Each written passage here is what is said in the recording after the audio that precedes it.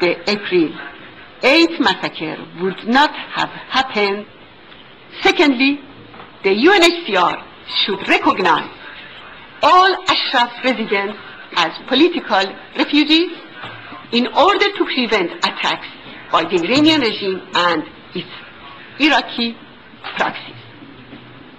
Thirdly, the United States must participate in securing and implementing the protection which is underscored by UNHCR's statement, and in particular prevent the Iraqi government from violating the rights of Ashraf residents while providing necessary protective measures to enable UN team observing mission.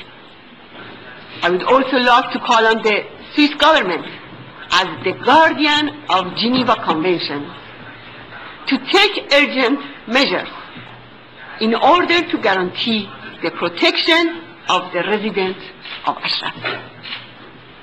Finally, I would like to mention a few matters that have not been resolved since the April 8th massacre by the UNHCR.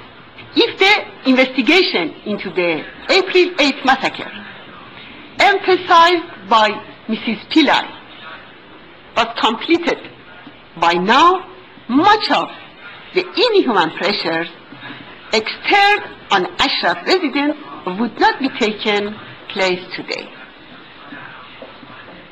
Using 300 loudspeakers to psychological torture Ashraf residents, installation of electronic jamming and intercept stations around the camp, depriving the wounded and sick people from needed medical care, and many more issues.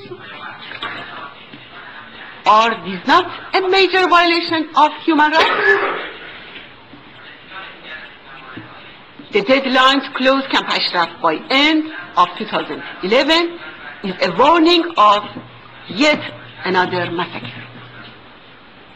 The UNHCR has been absolutely silent about the Iraqi government's ultimatum to close down Ashraf.